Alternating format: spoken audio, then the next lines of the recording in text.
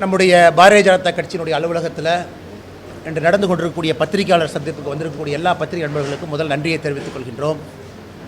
ஒரு 2-3 விஷயங்கள் உங்களிடம் பேச வேண்டும் என்பதற்காக இந்த சந்திப்பு நடந்து கொண்டிருக்கிறது. அன்பு சொந்தங்களே, நேற்று தமிழகத்தில் எல்லா நம்முடைய காலை செய்தித்தாளில் முதல் பக்கத்தில் நம்முடைய தமிழகத்தினுடைய முதலமைச்சர் ஒரு பக்க விளம்பரத்தை கொடுத்துருந்தாங்க.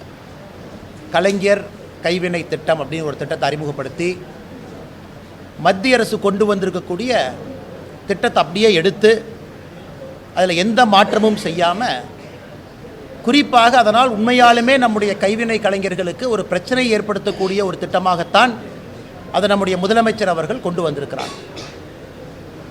இது பாரத பிரதமர் நரேந்திர மோடியை கொண்டு வந்திருக்கக்கூடிய விஸ்வகர்மா திட்டத்திற்கு நேர் எதிரான ஒரு திட்டம் மட்டுமல்ல, நிச்சயமாக விஸ்வகர்மா சமுதாயத்திற்கும் கைவினை கலைஞர்கள் எல்லோருக்குமே ஒரு பிரச்சனை ஏற்படுத்தக்கூடிய திட்டமாக தமிழக பாரதிய ஜனதா கட்சி இதை பார்க்குது. பிரதமர் அவர்கள் கொண்டு வந்திருக்கக்கூடிய விஸ்வகர்மா திட்டத்தில் 18 வயசுக்கு மேலே இருக்கக்கூடிய விஸ்வகர்மா சமுதாயத்தில் 5 சமுதாயமும் 13 இதர சமுதாயமும் 18 சமுதாயம், அவர்களுக்கு 18 வயசுக்கு மேலே இருக்கிறவங்களுக்கு 3 லட்சம் ரூபாய் வரை அவர்களுக்கு மானியம், வட்டியில்லா கடன், அவர்கள் தொழில் தொடங்குவதற்கான உபகரணங்கள், ட்ரைனிங்கான பயிற்சிக்கான செலவு எல்லாம் கூட அதில் இருக்குது. மாநில அரசு கொண்டு வந்திருக்கக்கூடிய திட்டத்தில் 35 வயசுக்கு மேலே, மத்திய அரசுடைய திட்டம் 18 வயசுக்கு மேலே, மாநில அரசு கொண்டு வந்திருக்கக்கூடிய திட்டம் 35 வயசுக்கு மேலே இது உங்களுக்கு செயல்படுத்தப்படுங்கிறாங்க. இரண்டாவது, பாரத பிரதமருடைய திட்டம் மிக தெளிவான ஒரு திட்டம். கிராம அளவில் மக்களால் தேர்ந்தெடுக்கப்பட்ட உள்ளாட்சி பிரதிநிதிகள் இதை அப்ரூவ் பண்ணணும். அதன் பிறகு மாநில அரசு போர்ட்டலுக்கு வரும், மத்திய அரசுக்கு வரும். கிட்டத்தட்ட 8 லட்சத்திற்கும் மேற்பட்டவர்கள் தமிழகத்தில் இதுக்கு பதிவு செஞ்சுருக்கிறாங்க. 8 லட்சம் பேர். எனக்கு இந்தியா முழுவதுமே அப்ரூவல் பண்ணி பணம் போக ஆரம்பித்த பிறகு தமிழகத்தில் பதிவு செய்திருக்கக்கூடிய 8 லட்சம் சகோதர சகோதரிகளுக்கு ஒருவருக்கு கூட அப்ரூவல் கிடையாது. ஆனால் மாநில அரசு கொண்டு வந்திருக்கக்கூடிய திட்டத்தில் கிராம நிர்வாக அதிகாரி, விஏஓ, ஒரு அரசு அதிகாரி, அவங்கக்கிட்ட அப்ரூவல் வாங்கலாம் அப்படி. அதாவது இங்கே மக்கள் பிரதிநிதியை முன்னிலைப்படுத்தி விஸ்வகர்மா திட்டத்தை பிரதமர் கொண்டு வர்றாங்க. ஆனால் திமுகவினுடைய திட்டத்தில் அரசாங்க அதிகாரி முன்னிலைப்படுத்தி, இது மற்றும் ஒரு முறை திமுகவினுடைய கட்சிக்காரங்களுக்கு பணம் கொடுப்பதற்காக கொண்டு வந்திருக்கக்கூடிய ஒரு திட்டம் தான் கலைஞர் கைவினை திட்டம். அதனால் எங்களுடைய வேண்டுகோள், மாநில அரசு உடனடியாக கலைஞர் கைவினை திட்டத்தை கைவிட வேண்டும். மத்திய அரசினுடைய விஸ்வகர்மா திட்டத்தை முழுமையாக தமிழ்நாட்டில் செயல்படுத்தணும். காரணம், 8 லட்சம் பேரும் இதற்காக ஒரு நம்பிக்கையோடு பதிவு செஞ்சுருக்கிறாங்க. எங்கேயும் போய் பாரதிய ஜனதா கட்சி யாருக்கிட்டையும் பதிவு செய்யுங்கன்னு கூட கேட்கல, அவங்க பதிவு செஞ்சுருக்கிறாங்க. ஒருவேளை நான் கைவினை கலைஞராக இருக்கிறேன், நான் பதிவு செஞ்சுருக்கிறேன், எனக்கு உண்மையாலுமே கிடைக்கணும், எனக்கு கிடைக்கல, மத்திய அரசு திட்டத்தின் மூலமாக யாராவது தமிழகத்தில் கிடைக்கலன்னு சொன்னாங்கன்னா பாரதிய ஜனதா கட்சி முழுமையாக நாங்கள் பொறுப்பேற்றுக் கொள்கின்றோம். அது எங்களுடைய பொறுப்பு. அதனால் முதலமைச்சர் அவர்கள் அதை கைவிடணும், வேகமாக மத்திய அரசு திட்டத்தை செயல்படுத்தணும். இந்த திட்டத்தில் எந்த பயனாளிகளுக்கு எதுவும் கிடைக்கப் போவது கிடையாது. இதை பத்திரிகையாளர் நண்பர்கள் மூலமாக தமிழகத்தில் இருக்கக்கூடிய எல்லா கைவினை கலைஞர்களுக்கு நாங்கள் தெரியப்படுத்துகிறோம். மத்திய அரசில் 5 விஸ்வகர்மா சமுதாயத்தை சார்ந்தவர்கள், 13 இதர கைவினை கலைஞர்கள் வேலை செய்கிறோம், 18. இவங்க அதையே அப்படியே கொஞ்சம் பிரித்து அது 28 பண்ணியிருக்கிறாங்க.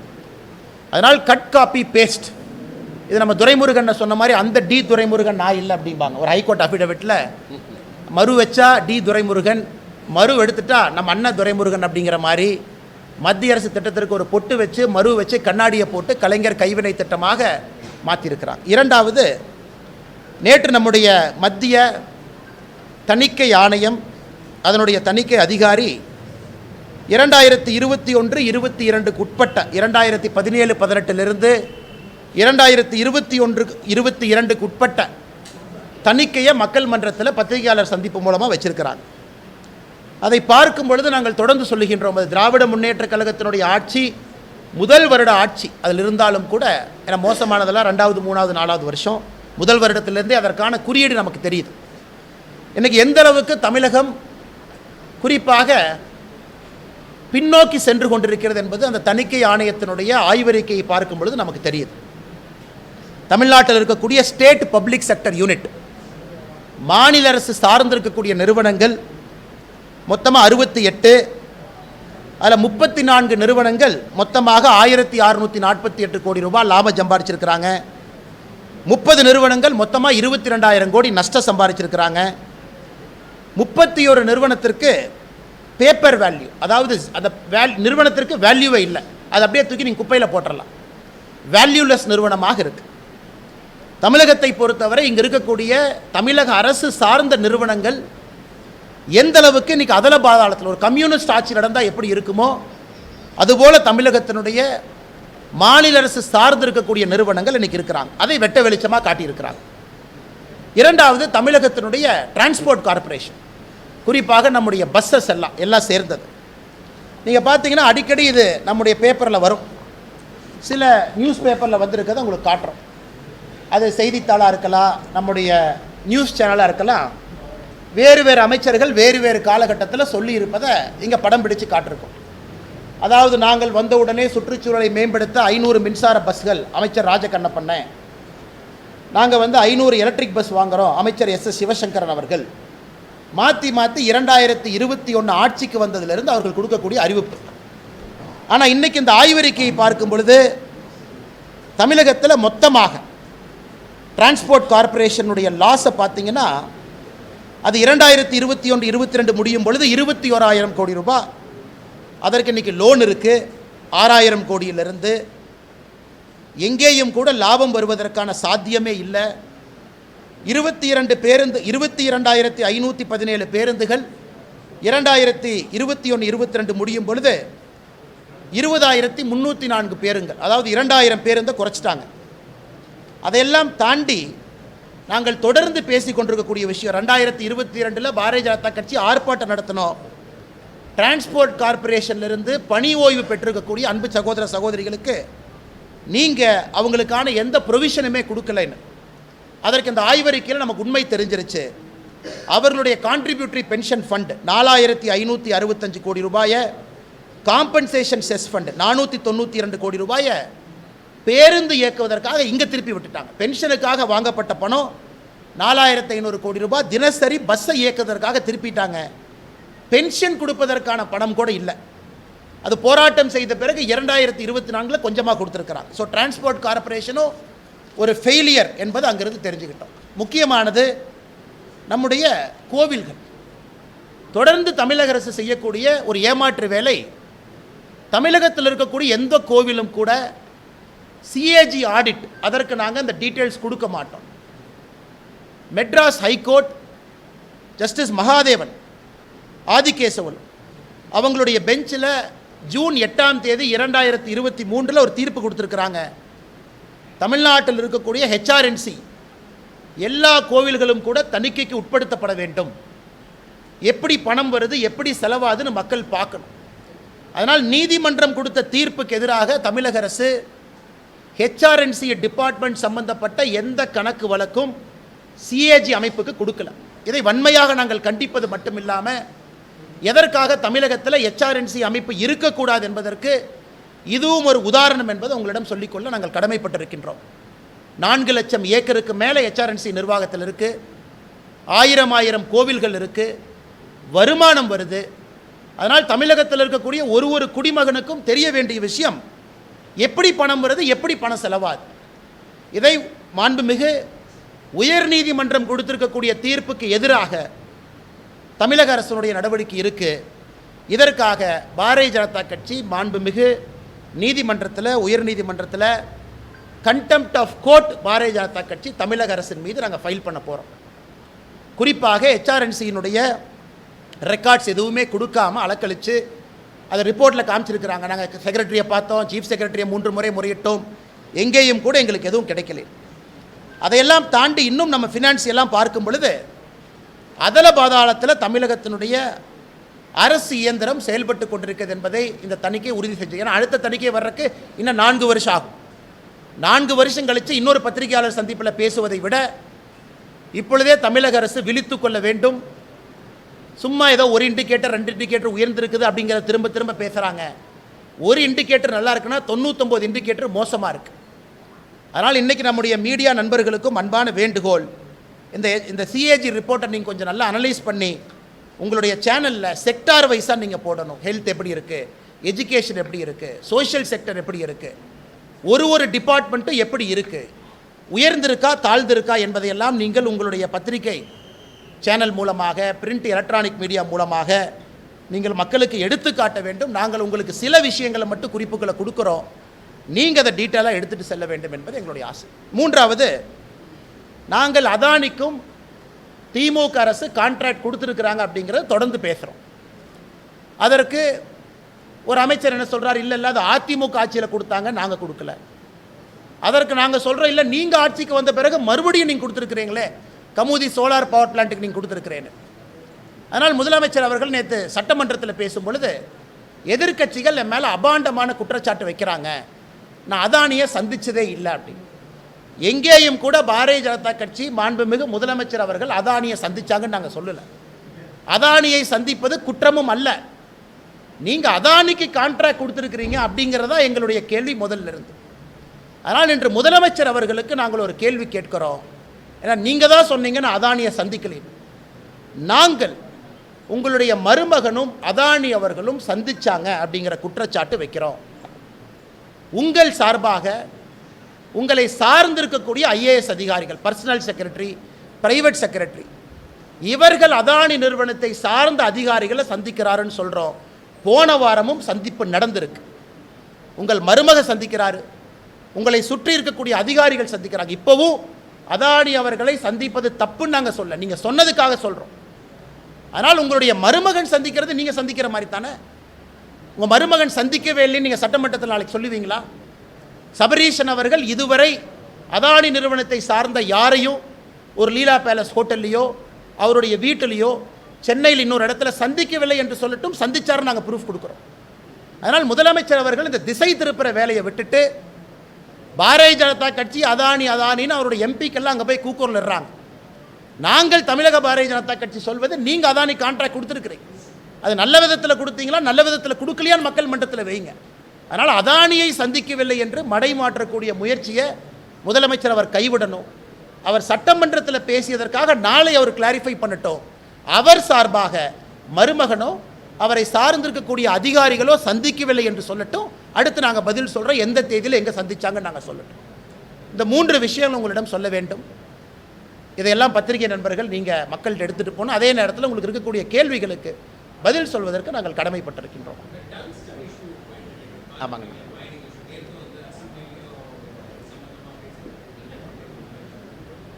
நாம் எங்கள் பாரதிய ஜனதா கட்சியினுடைய நிலைப்பாடு, எங்களுடைய மாவட்டத்தினுடைய தலைவர்கள், பாரதிய ஜனதா கட்சியினுடைய அந்த பகுதியினுடைய தலைவர்கள் எல்லாம் விவசாய நண்பர்களை சந்தித்து பேசிகிட்டு இருக்காங்க. அதன்படி நேற்று முன்தினம் நாங்கள் மத்திய அரசுக்கு கடிதம் எழுதியிருக்கின்றோம். இதுபோல் என்ன கடிதத்தில் சொல்லியிருக்கோம் அப்படின்னா, விவசாயிகளுடைய கோரிக்கையை ஏற்று அங்கே வரக்கூடிய மாலிபெட்னம், டங்ஸ்டன், அந்த மைனிங்கை மத்திய அரசு ரத்து செய்ய வேண்டும் என்பது பாரதிய ஜனதா கட்சி அதிகாரப்பூர்வமாக நாங்கள் தெரிவித்திருக்கின்றோம். நாளை காலை புதுடெல்லியில் கட்சியின் சார்பாக நானும் அண்ணன் எல் முருகன் அவர்களும் கிஷன் ரெட்டி அமைச்சர் அவர்கள் அலுவலகத்தில் சந்திக்கிறோம். நிச்சயமாக ஒரு நல்ல செய்தியோடு வருகின்றோம். நீங்கள் நல்லா பார்த்தீங்கன்னா அதற்கு எங்களுடைய தவறு எங்கேயும் கிடையாது. தொடர்ந்து நாங்கள் பேசிக்கொண்டிருப்பது, திமுக அரசு பிப்ரவரியில் ஒரு இங்கிலீஷ் பத்திரிகையில் ஆர்டிக்கல் வருது, மாநில அரசை சார்ந்த அதிகாரிகள் மத்திய அரசுக்கு இன்புட் கொடுத்துருக்குறாங்க, இந்த டங்ஸ்டன் எடுப்பதற்கான சாத்தியக்கூறுகளை பற்றி பேசியிருக்காங்க. இன்றைக்கி முதலமைச்சர் அவர்கள் சட்டமன்றத்தில் வெள்ளை அறிக்கை தாக்கல் செய்யட்டும்.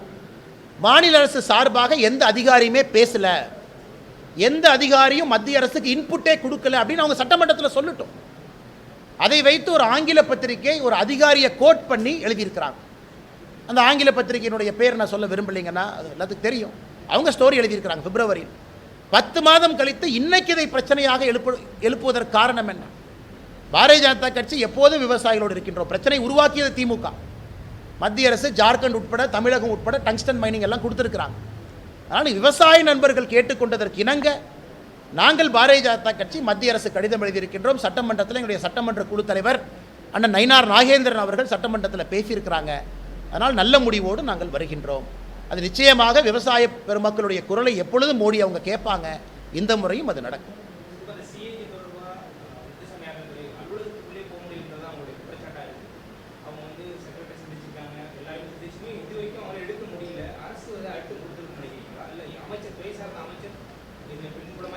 ஆனால் chief secretary speaks for the கவர்மெண்ட்டுங்க அண்ணா.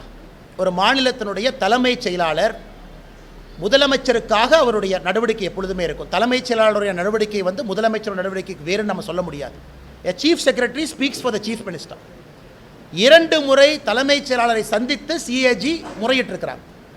2 முறையும் கூட தலைமைச் செயலாளர் அதற்கு ஒப்புக்கொள்ளவில்லை என்றால் திமுக ஆட்சிக்கு வந்த பிறகு மாண்புமிகு உயர்நீதிமன்றம் ஜூன் 6, 2023 அவங்க தீர்ப்பு கொடுத்திருக்கிறாங்க. Justice Mahadevan, justice Adikesavan. அப்படி இருந்து இவர்கள் மதிக்கவில்லை என்றால் எதையோ மறைக்க முயற்சிக்கிறாங்க. அது தெல்ல தெளிவாக தெரியுது, வெட்ட வெளிச்சமாக தெரியுது. எதையோ மறைக்க முயற்சிக்கிறீங்க? நீங்கள் ரெண்டல் இன்கம் எங்கிருந்து வருது, யார் கொடுக்குறாங்க, இதை கண்டுபிடிச்சிருவாங்கன்னா? இல்லை ஆளுங்கட்சிக்காரங்க கையில் கோயில் நிலம் இருக்கிறத கண்டுபிடிச்சிருவாங்களா? இல்லை ஆளுங்கட்சிக்காரங்க ₹1 வாடகை கொடுக்கறத கண்டுபிடிச்சிருவாங்களா? அதனால் எதை மறைப்பதற்காக முதலமைச்சர் நேர்மையாக இருந்தால், அரசு நேர்மையாக இருந்தால் தணிக்கை பண்ணிவிட்டு வெள்ளை அறிக்கை கொடுக்கலாமே. பாருங்கள், நல்லபடியாக கோயில் நடத்துகிறோம். இந்த பாஜக சும்மா சொல்கிறாங்க. நல்லபடியாக கோயில் நடத்தி இருந்தால் எதற்காக நீங்கள் அதை மூடி நாங்கள் தணிக்கைக்கே வரமாட்டேன்னு சொல்லணும்? 2 முறை அந்த துறையினுடைய உயரதிகாரி செயலாளரை பார்க்குறாங்க, 2 முறை தலைமைச் செயலாளரை பார்க்குறாங்க. அப்படி இருந்தும் கூட அவர்களுக்கு அந்த இன்புட் கிடைக்கவில்லை என்றால் திமுக அரசு எதையோ மறைக்கிறாங்க. அதில் எந்த மாற்று கருத்தும் இல்லை. அதனால் தான் contempt of court Bharatiya Janata கட்சி நாங்கள் செல்ல இருக்கின்றோம்.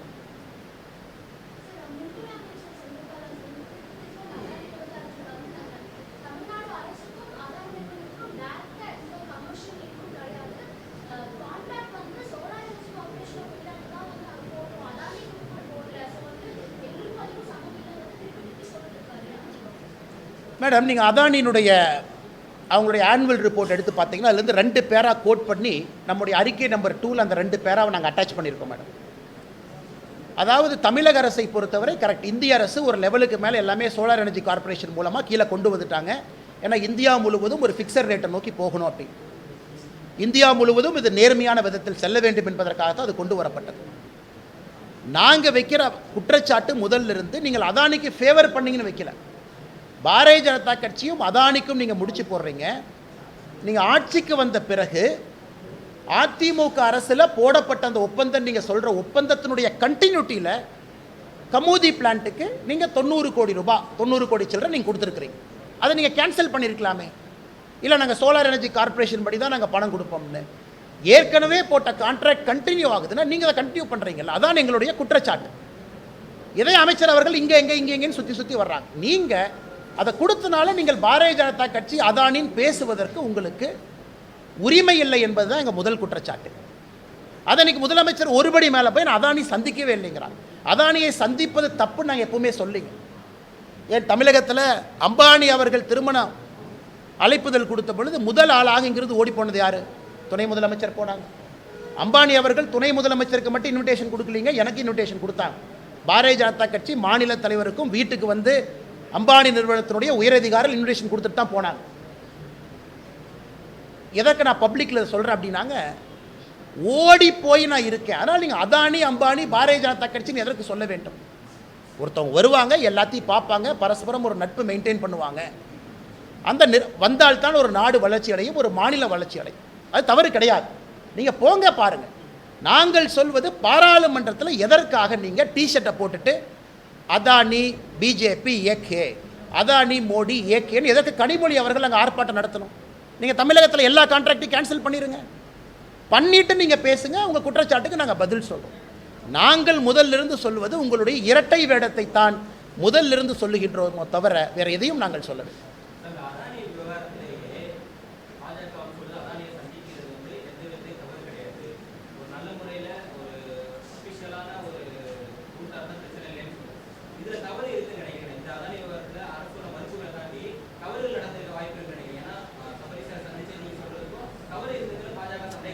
ஆனால் தவறு என்கின்ற குற்றச்சாட்டை இப்போ நான் வைக்கலிங்கண்ணா.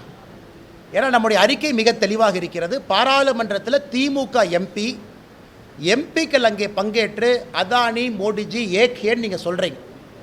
எந்த ஆதாரத்தில் சொல்கிறீங்கிறது முதல் கேள்வி. இரண்டாவது கேள்வி, அப்போ எங்களுக்கும் அதானி நிறுவனத்திற்கும் தமிழக அரசுக்கும் தொடர்பு இல்லையா அப்படிங்கிறத மக்கள்கிட்ட தெளிவுபடுத்துங்க. நாளைக்கு அதானி வந்து தமிழகத்துக்கு நான் 1 லட்சம் கோடி இன்வெஸ்ட் பண்ணுறேன்னா யாராக இருந்தாலும் சிவப்பு கம்பளத்தை போட்டு வரவேற்கலாம். காரணம், தொழில் வருது, வேலை வாய்ப்பு வருது, மக்களுக்கு வேலை கிடைக்குது.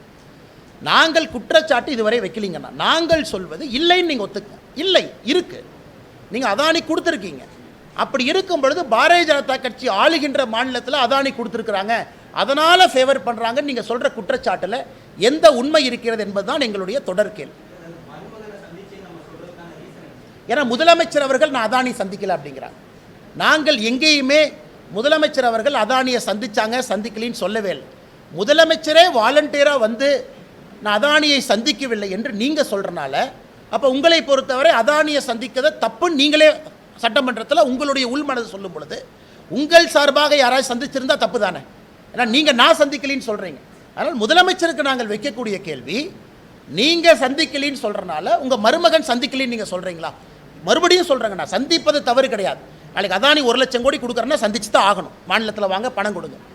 நீங்களே வாலண்டியராக ஏன்னா சந்திக்கலைங்கிறேன். அப்போ நான் அதானி வேறு நான் வேறுன்னு நீங்கள் சொல்லும் பொழுது உங்கள் குடும்பத்தில் யாருமே சந்திக்கலையாங்கிறதா எங்களுடைய கேள்விங்க. 100% சந்திச்சிருக்காங்கண்ணா. நான் ரூம் நம்பரோடு நான் சொல்கிறேங்கண்ணா. முதலமைச்சர் சட்டமன்றத்தில் இல்லைன்னு சொல்லட்டுங்கண்ணா. முதலமைச்சருடைய அவரை சுற்றி இருக்கக்கூடிய IAS அதிகாரிகள், பிரைவேட் செக்ரட்டரி, பர்சனல் செக்ரட்டரி, அவங்க அதானியினுடைய அதிகாரிகள் ரெகுலராக சந்திக்கிறாங்க.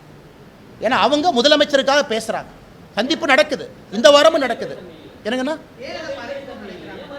அதான் நான் சொல்கிறேங்கண்ணா. சட்டமன்றத்தில் இது சொல்வதற்கான காரணம் என்னன்னு கேட்குறேன். நான் அதானி சந்திக்கவே இல்லை. அப்போ அதானியை சந்திப்பது ஒரு குற்றம், அதனால் நான் சந்திக்கலைன்னு நீங்கள் சொன்னால் மருமகன் சந்திக்கலையா? அதையே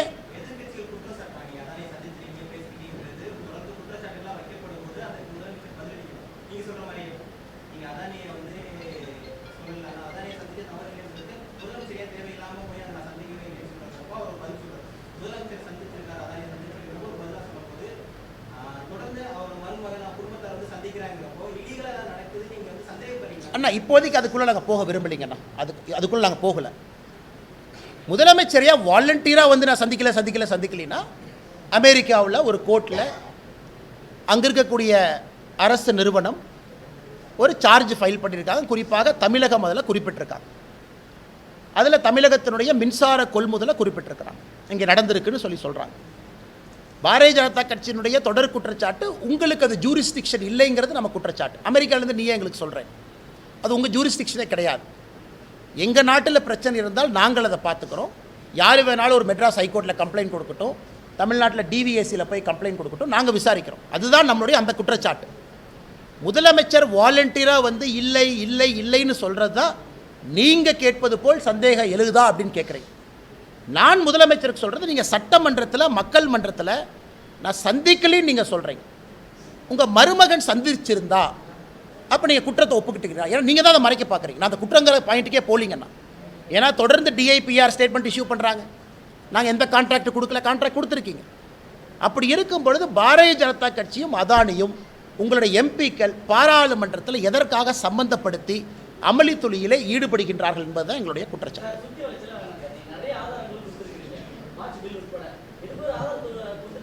முதலமைச்சர் இல்லைன்னு சொல்லிட்டு சுவாரஸ்யம் இருக்கணும் அல்லண்ணே. நாளைக்கு முதலமைச்சர் வந்து சட்டமன்றத்தில் இல்லை அவர் பொய் சொல்கிறாரு, என் குடும்பத்திலே யாரையும் சந்திக்கலின்னு சொல்லட்டும், அப்புறம் ஆதாரம் கொடுக்குறோம். நான் சொல்லட்டுங்கண்ணா.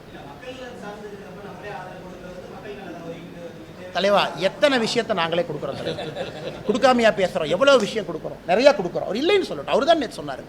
சொல்லுங்கண்ணா.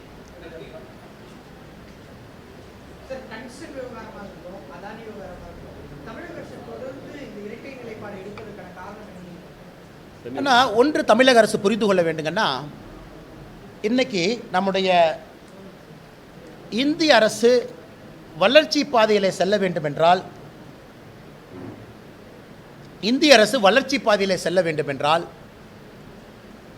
டெவலப்மெண்டல் ஒர்க்கு நடந்து தாங்கண்ணா ஆகணும். அதில் மாற்று கருத்து இல்லைங்கண்ணா. டங்ஸ்டன் விகாரத்தை பொறுத்த வரைக்கும் அது நியாயமான ஒரு விஷயம். காரணம், சமணர் படுகை இருக்குது, மெகாலித்திக் பரியல் சைட் 2000 ஆண்டுகள் பழமை எல்லாம் இருக்குது, அழகர் மலை பக்கத்தில் இருக்குது. ஓகேங்கண்ணா.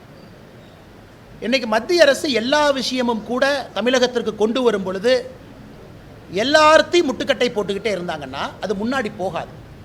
நீங்கள் ஆக்கப்பூர்வமாக என்கேஜ் பண்ணி இல்லை பிரச்சனை இல்லாத ஒரு பகுதிக்கு மத்திய அரசை கூட்டிகிட்டு போங்க. அதெல்லாம் நாங்கள் சொல்கிறோம், ஆக்கப்பூர்வமான அரசியலை வைப்போம். எல்லாம் வேண்டாம் வேண்டாம் வேண்டாம்னு எல்லாம் சொல்ல ஆரம்பிச்சிங்கன்னா இந்த மாநிலத்தினுடைய வளர்ச்சி இன்னும் 10 ஆண்டுகள் கழித்து எங்கே போய் நிற்கும் என்பதுதான் எங்கள் கேள்வி. எதுவுமே வேண்டாம், உள்ளே வராதிங்க, அது ஒரு ஆக்கப்பூர்வமான ஒரு போக்கு கிடையாது. சரி, டங்ஸ்டன் வந்தாங்க, பிப்ரவரிலேயே சொல்லியிருக்கலாம் இங்கே வேண்டாம், வேறு இடத்த பாருங்கள், வேறு இடத்த மேப் பண்ணுங்கள், அது ஆக்கப்பூர்வமான ஆலோசனை. இன்றைக்கி பிரச்சனையான பிறகு 10 மாதம் கழித்து நாங்கள் முதல்லிருந்து விரோதம் அப்படின்னா அதான் நாங்கள் கேட்குறோம். உங்கள் அதிகாரிகள் பேசவே இல்லையா? வெள்ளை அறிக்கை சட்டமன்றத்தில் கொடுங்க, அதிகாரிகள் பேசி இருக்கின்றார்கள். இல்லாட்டி மத்திய அரசு பொய்யான செய்திக்குறிப்பு கொடுப்பாங்களா? மத்திய அரசினுடைய செய்திக்குறிப்பில் தமிழக அரசு எங்கிட்ட பேசுனாங்கன்னு அவங்க சொல்கிறாங்க. அப்போ மத்திய அரசு பொய் சொல்கிறாங்களா? கிடையாது. அதனால் முதலமைச்சர் அவர்கள் ஒரு ஸ்டாண்ட் எடுங்க, டெவலப்மெண்ட்டா நோ டெவலப்மெண்ட்டா, அந்த டெவலப்மெண்ட் எந்த மாதிரி. ஸோ நீங்கள் போராட்டம் வெடிக்குது அதன் பிறகு நான் ஸ்டாண்டை மாற்றினேன் அப்படிங்கிறது ஒரு நல்ல முதலமைச்சருக்கு அழகு கிடையாது.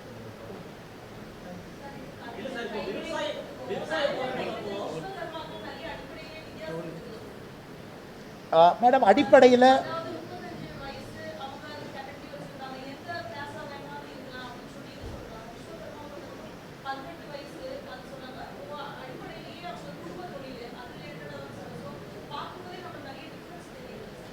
மேடம் இங்கே பாருங்கள், 18 வயசு தமிழக அரசுக்கு நான் கேள்வி கேட்குறேன். 18 வயசுலேருந்து 35 வயசு வரைக்கும் நீங்கள் சொல்லியிருக்கக்கூடிய இந்த 28 தொழில் ஒரு சகோதரன் சகோதரி செய்கிறாருன்னா ஏன் நீங்கள் லோன் கொடுக்கல? தமிழக அரசுக்கு நான் வைக்கக்கூடிய கேள்வி, இல்லை 35 வயசுக்கு மேலே தான் நான் லோன் கொடுப்பேன், இதே மத்திய அரசு 18 வயசுக்கு மேலே கொடுக்குறான், ஏன் நீங்கள் கொடுக்கல? சரி, நான் இந்த குலத்தொழில் குற்றச்சாட்டு சொல்கிறேன், அப்போ 18 வயசு நீங்கள் வச்சுருக்கலாமே. அவங்களுக்கு தெரியும் கேட்ச்மெண்ட் ஏரியாவே ரொம்ப குறைவான பேர் தான் அப்ளை பண்ணுவாங்க. இதில் 8,52,000 பேர் அப்ளை பண்ணியிருக்காங்கன்னா அதில் ஒரு 3 லட்சம் 4 லட்சம் தான் பண்ணுவாங்க. இரண்டாவது, மத்திய அரசை பொறுத்தவரை எங்கேயும் குலத்தொழில்னு சொல்லிங்க மேடம், பேரலாக உங்களுக்கு முத்ரா கடன் இருக்குது. முத்ரா கடன் யாருக்கும் மத்திய அரசு இல்லை என்று இதுவரை சொல்லவே இல்லை. இந்தியாவில் முத்ரா கடன் திட்டத்தில் அதிக பயனாளிகள் தமிழ்நாடு இருக்காங்க. இந்த 8 லட்சம் பேர் இதில் பயன்படுத்தும். இதில் யாராச்சும் இல்லாமல் இருந்தாங்கன்னா முத்ரா கடன் திட்டம் இருக்குது, அதில் பயன்படுத்தும். எதற்காக ஒரு அரசியலுக்காக தடுக்கின்றீர்கள் என்பது எங்கள் கேள்வி. இதே ஆர்கியூமெண்ட்டை தமிழக அரசுக்கு வைக்கிறோம். ஆதி திராவிட டெவலப்மெண்ட் கார்பரேஷன், அதில் என்ன சொல்கிறீங்க? ஆதி திராவிட இளைஞராக இருந்தால், யூத்தாக இருந்தால் முடி திருத்தக்கூடிய ட்ரைனிங் கொடுக்குறீங்க வேலை வாய்ப்போடு, அயன் பாக்ஸ் ட்ரைனிங் கொடுக்குறீங்க, அது குலத்தொழில் இல்லையா? இது தமிழகத்தினுடைய ஆதி திராவிட டெவலப்மெண்ட் கார்பரேஷன் நடத்தக்கூடிய திட்டம். தமிழகத்தினுடைய புதிய கல்விக் கொள்கை ஜஸ்டிஸ் சந்துரு, அதில் என்ன சொல்கிறீங்க? மீனவர்களுடைய குழந்தைகளாக இருந்தால் தட்டச்சு பயிற்சி சொல்லிக் கொடுக்குறோம், அது குலத்தொழில் இல்லையா? அதனால் நாங்கள் கேட்பது இதை குலத்தொழில்னா இதை ஏன் குலத்தொழில் இல்லைன்னு நீங்கள் சொல்கிறீங்க? இன்னைக்கு யாராவது இல்லைங்க ஐயா நான் கயிறு திரிக்கிறேன், நான் எனக்கு லோன் வராமல் இருக்குன்னு குற்றச்சாட்டு சொன்னாங்கன்னா அவர்களுக்கு முத்ரா திட்டத்தில் இருக்குது. இன்றைக்கி எல்லோருமே அதில் கவராங்க. 8 லட்சம் பேர் வாலண்டியர் ரெஜிஸ்டர் பண்ணுறாங்க. தமிழக அரசுடைய எதிர்ப்பை தாண்டி அந்த 8 லட்சம் பேர்த்தை ஏன் நீங்கள் தடுக்கிறீங்கன்னு தான் எங்களுடைய கேள்வி. அதே நேரத்தில் உங்களுடைய அமைப்புகள் நடத்தக்கூடிய ட்ரைனிங்கும் இது போல் இருந்து அதையும் குலத்தொழில் நாங்கள் குற்றச்சாட்டு சொல்கிறோமே, அதையே நீங்கள் ஏற்றுக்க மாட்டீங்க.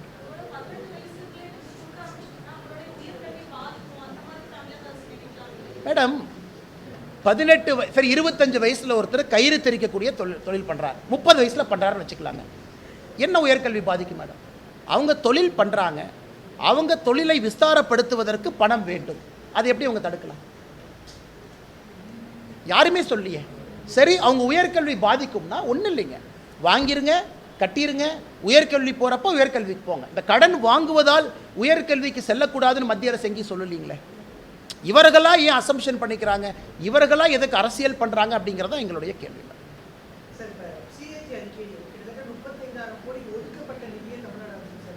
நல்ல கேள்விங்கண்ணா.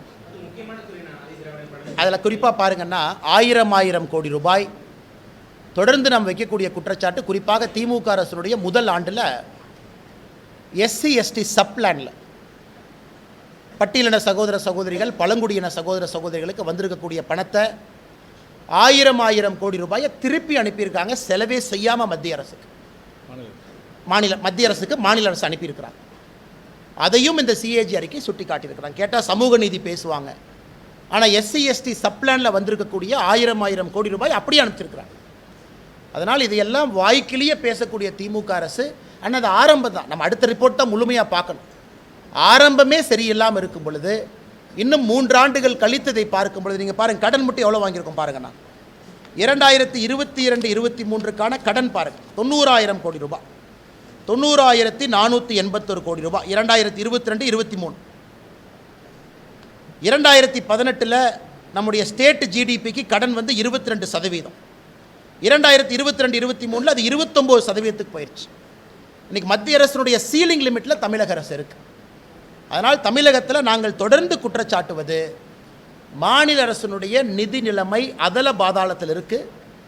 இவர்களை நம்பி எந்த ஆக்கப்பூர்வமான வேலையும் பண்ண முடியாது. அதனால தான் ஸ்கூல் ஒழுவுது, அதனால தான் ரோடு போடாமல் இருக்கிறாங்க, அதனால தான் மருத்துவமனையில் லைட்டு போட்டு கேண்டில் லைட்டில் செவிலியர் பிரசவம் பார்க்குறாங்க, அதனால தான் மருத்துவமனையில் நேற்று நர்ஸு ஒரு செவிலியர் ஆப்ரேஷன் பண்ண போய் ஒருத்தவங்க இறந்துட்டாங்கிற குற்றச்சாட்டு.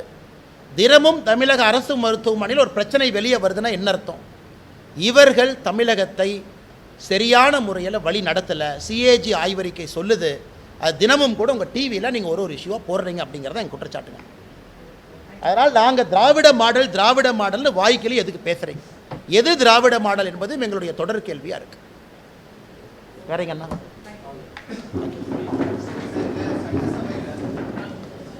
சார்.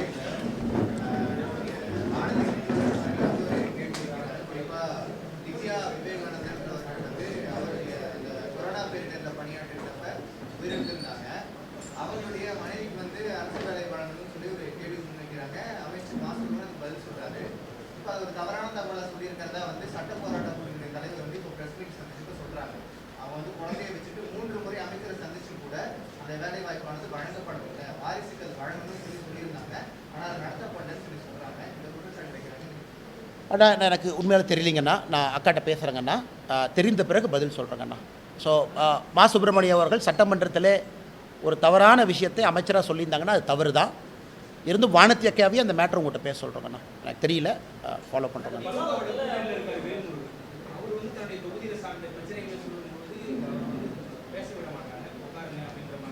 இது அட்லீஸ்ட் பத்திரிகை நண்பர்கள் நீங்கள் லைவாக பார்க்குறீங்க, நாங்கள் டிவியிலெல்லாம் பார்க்குறோம்.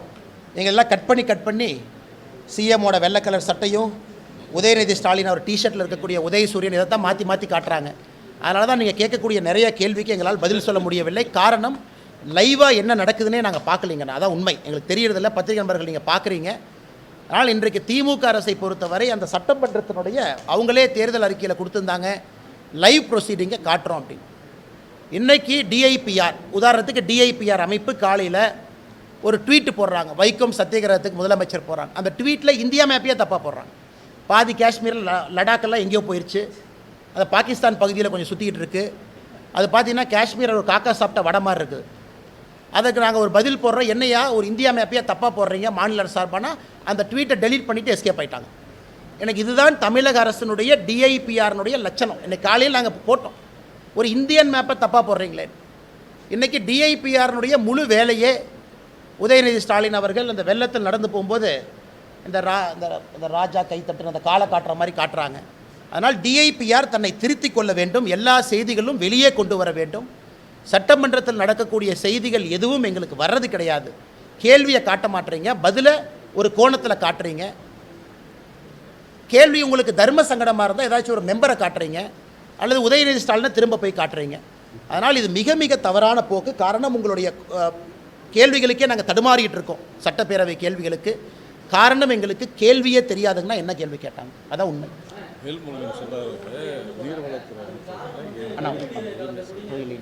அண்ணா கொஞ்சம் சத்தமாக சொல்லுங்கண்ணா. சாரிங்கண்ணா. கரெக்டு.